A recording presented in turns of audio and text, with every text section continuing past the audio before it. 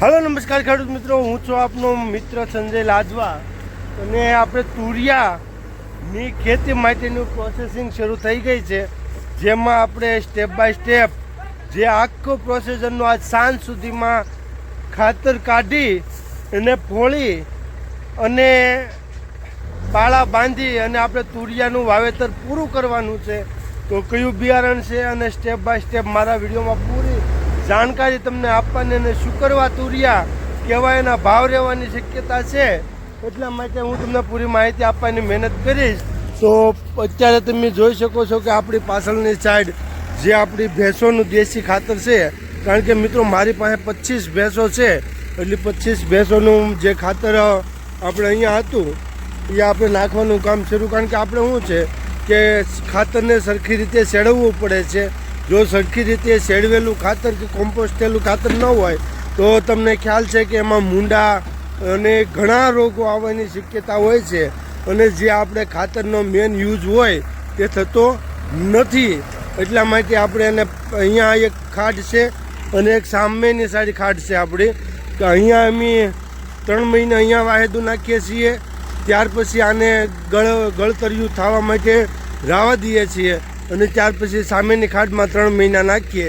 ત્યાં 3 મહિનાની અંદર આ ખાતર આપણું ગળતરિયું થઈ જાય અને ત્યાર પછી ઓલું ખાતર ઉપાડી અને જે તાજું જે વાસેદું હોય તે આપણે અહીંયા નાખતા હોઈએ છીએ. તો અત્યારે આપણું આ ગળતરિયું ખાતર બની અને થઈ ગયું છે રેડી, જે આપણે JCB મશીનથી ભરી અને આપણે જે તુરિયાનું ખેતર છે ત્યાં આપણે એને લઈ જવાનું થાય છે. તો દોસ્તો, તમને ખબર છે કે આપણે સવારે જે આપણે ભેંસનું છાણિયું ખાતર હતું તે આપણે JCBથી ટ્રેક્ટરમાં ભરાયું અને હાલમાં આપણે આવી ગયા છીએ પડામાં, કે જે પડામાં આપણે તુરિયાનું વાવેતર કરવાનું છે, એટલે કે તુરિયાના બીજ સોંપવાના છે. હવે મિત્રો એમાં આપણે છાહ અત્યારે 10 છાહ પાડી વાળ્યા છે, જે એક છાહમાં 2 ફૂટના અંતરે કમસે કમ 110 બીજ આવે એમ છે, એટલે એ 220 ફૂટ આ અંતર થાય છે. આ મારા આ ઉપરના છેડાથી માંડી અને આ નીચેના સામેના છેડા સુધીનું આપણે અંતર કરીએ તો જો આ ધ્રુવભાઈ આપણે બિયારણ લઈને આવી ગયા છે. જે આ તે કપડા શર્ટ ક્યાં ગયો તારો? ઘરે તો લઈને ન અવાય, અહીંયા નાયો છો એમ કે ને? નાયો જ છો ને? તો મિત્રો આપણે જે ઉપરના શેઢાથી માંડી અને નીચેના શેઢાનું અંતર 120 ફૂટ 220 ફૂટ છે, અને જેમાં આપણે બીજ વાવવાના છે તે અંદાજે 110 બીજ વાવવાના છે. અને આપ જોઈ શકો છો કે આપણા છા આ રીતે પડાઈને કમ્પ્લીટ થઈ ગયા છે, જેમાં આપણે 10 છા પાડી વાળ્યા છે અને જે 5 છા આપણે પાડવા પડે એમ છે. તો હું ઝડપથી પહેલાં આપણે છા પાડી વાળીએ, પછી તમને આગળની પદ્ધતિ જણાવું છું. તો ખેડૂત મિત્રો, આપણે હવે છા પાડવાનું કામ શરૂ કરી દઈએ. જે એક છાથી બીજા છાનું જે અંતર છે એ આપણું 4 ફૂટ 4.5 ફૂટ છે. તો આ છા પાડવાનું કામ આપણું શરૂ થઈ ગયું છે, જે પાસે સાસ્યું જોડી જેને આપણે ફૂલ કરાળ રાખેલું છે, જેથી કરીને જે આપણો છા છે એ પૂરી રીતે એનું ઊંડાણ થાય અને જે આપણે બીજ સોંપવાનું છે તે અહીંયા અધોલમાં અમે સોંપતા હોઈએ છીએ. અહીંયા અધોલમાં સોંપાઈ જશે. ત્યાર પછી જે આપણે પહેલાંને અમે પાણી આપી દઈશું અને પાણી આપ્યા ત્યારબાદ એમાં આપણે સોપાણ કરશું, એટલે કે પાણી જ્યાં સીડ્યું હોય ત્યાં યોગ્ય રીતે એને જે પલ્લેલું હોય ટૂંકમાં ત્યાં જ બી જાય, કોરામાં ન જાય, તણાઈ ન જાય અને આપણું બીજ ખોટું ન પડે એ રીતે આપણે શામાં પહેલાં પાણી આંકશું અને પાણી આંક્યા પછી એમાં આપણે બીજનું સોપાણ કરશું. અને આમાં પુષ્કળ પ્રમાણમાં આપણે જે દેશી ખાતર આવે છે, છાણિયું ખાતર એ નાખી દીધેલું છે. ત્યાર પછી સામે ઠેલી પડી છે, જેમાં સિંગલ સુપર ફોસ્ફરસ આપણે 6 કિલા લીધેલું છે અને 6 કિલા આપણે DAP લીધેલું છે. એ બંનેને આ શાહમાં આપણે અમને થોડી વારમાં વેરી દઈશું. ત્યાર પછી જ્યારે 2-3 વેતના વહેલા થશે એટલે એમાં આપણે વ્યવસ્થિત રીતે પાળા બાંધી દઈશું, જેથી કરીને જે આ આ છાણિયું ખાતરનો ત્યાં સુધીમાં એને મળી જાય, કારણ કે પાળામાં જે છાણિયું ખાતર હોય એ અત્યારે સાહમાં ન હોય, ત્યાં સાઈડમાં હોય, પણ એમાં આપણે જો એને પાળા ચડાવી દઈશું તો ત્યારબાદ એને છાણિયું ખાતર પુષ્કળ પ્રમાણમાં છોડને મળી રહેશે, એટલે એનું ફ્રૂટિંગ, ફ્લાવરિંગ અને એનો વિકાસ સારામાં સારો થતો રહેશે. તો મિત્રો જો કંઈ આ રીતે આપણે સાહ પાડવાનું કામ શરૂ છે. પાવરટેક આપણું ટ્રેક્ટર છે અને નાના ભાઈ અત્યાર સુધી મેં આ સાહ પાડ્યા એમાં નીચેની સાઈડ એક ઘરલ પડેલી છે, કારણ કે સાહ પાડવાનું કામ મારું બહુ ઓછું હોય છે. નાનો ભાઈ હંમેશા સાહ પાડતો હોય છે, પણ નાના ભાઈએ પહેલાં જ સાહે એ ઘરલ હરખી કરી નાખી. ઘરલ એટલે કે વાંક, અમે અહીંયા ઘરલ બોલીએ, પણ એ વાંક સીધો કરી અને જે સારી રીતે સાહ પાડવાનું કામ ભાઈ કરી રહ્યો છે. અને આ રીતે હવે થોડી વારમાં આપણે પાણી છોડી દઈશું અને પાણી પાયા ત્યારબાદ જેમ સાહ પાણી હુકાતું જશે એમ આપણે બીજ સોંપવાનું કામ કરી દઈશું. અને જે આપણે બીજ લાવેલા છીએ તે હું તમને બતાવી દઉં કે એ બીજ આપણે કયું લાવેલા છે. આ તુરિયાનું બીજ આપ જોઈ શકો છો. આપણે જે તુરિયાનું બીજ છે એ આ 5 ડબ્બા લાવેલા છીએ, જે એડવાન્ટા ગોલ્ડન સીડ છે અને સારામાં સારું બીજ છે. લગભગ પાછલા વર્ષે પણ આ જ કરવામાં આવ્યું હતું. લગભગ ગાય મિત્રો મને યાદ નથી કે આ જ કર્યું હતું કે બીજું, પણ આ વર્ષે આનો રિવ્યૂ અમે લીધા તો રિવ્યૂ અમને સારા મળેલા છે. એટલા માટે એડવાન્ટા ગોલ્ડન સીડ્સ આપણે કરવાનું છે.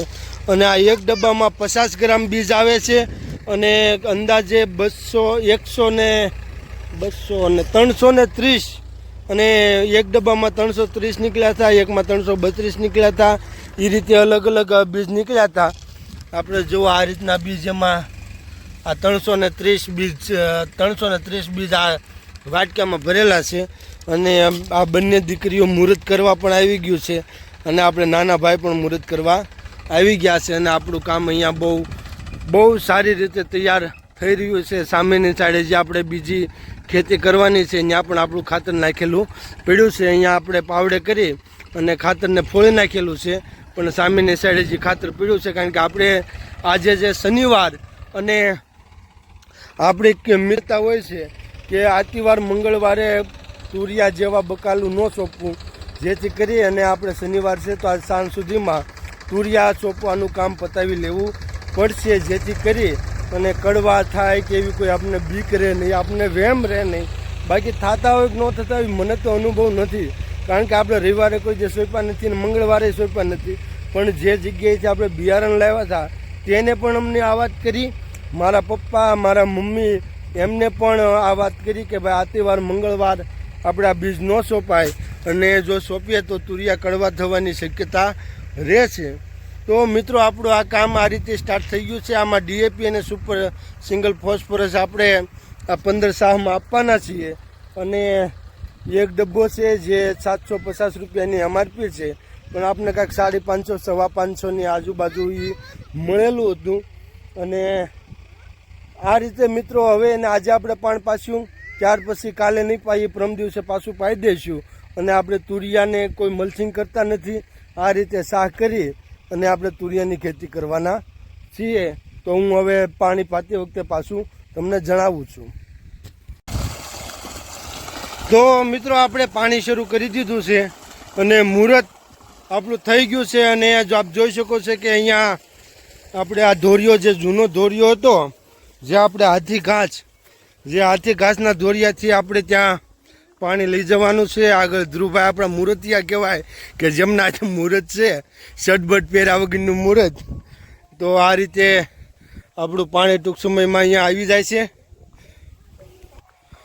અને મિત્રો આપણું અહીંયા ડીએપી અને સિંગલ સુપર ફોસ્ફરસ બંને ભેળું કરેલું ખાતર પણ આપ જોઈ શકો છો. આ રીતે બંને મિક્સ કરેલું છે અને આ ખાતર નાખવાનું પણ કામ ત્યાં શરૂ છે. અત્યારે જે જિજ્ઞા નાખી રહી છે અને આપણે અહીંયા પાણી વાળવાનું છે. આ રીતે આપણે ધોરિયો તૈયાર કરેલો છે અને બિયારણ પણ સામેના વાટક્યામાં આપણું તૈયાર થઈ ગયેલું છે, સામેના વાટક્યામાં. અને તો કંઈક આ રીતે મિત્રો આપણે તુરિયાની ખેતીની સ્ટાર્ટ કરી દીધું છે. આજે શનિવાર, તારીખ લગભગ 20 કે 21 ક્યાંક છે, એ બહુ મગજમાં નથી રહ્યું, પણ આપણે આ રીતે કામ સ્ટાર્ટ કરી દીધું છે. અને ટૂંક સમયમાં આપણું પાણી પણ આવી જશે અને ત્યાર પછી આપણને ખબર પડશે કે આપણે પાણી ધીમું રાખવું કે ફાસ્ટ રાખવું. ખેડૂત મિત્રો, આપણી દીકરીઓ આવી ગઈ છે મુહૂર્ત કરવા, પણ ભગવાનને એટલી જ પ્રાર્થના, જે દીકરી મુહૂર્ત કરે એને કપડાં લેવાનો વહેતા વસેટિયા, આ વહીવટદારો, આ દલાલો જોરાવા દે તોય ખેડૂત માટે ઘણી બાબત છે. અને મિત્રો, આવા જ વિડીયો જોવા માટે અમારી ચેનલને શેર કરજો, સબસ્ક્રાઈબ કરજો અને ખેડૂત સપોર્ટ કરજો કે અમારા વિડીયો ઝાઝામાં ઝાઝા શેર કરજો અને અમારી ચેનલને સબસ્ક્રાઈબ કરી રાખજો, જેથી કરી આવા જાણકારી ભર્યા વિડીયો તમારી સુધી પહોંચાડું અને તમે કોમેન્ટ દ્વારા અમને કંઈક નવી જાણકારી આપો. અમારી કંઈ ભૂલ પડતી હોય તો અમને કોમેન્ટમાં જણાવો, જેથી કરીને આવતા વિડીયોમાં સુધારો કરી શકીએ.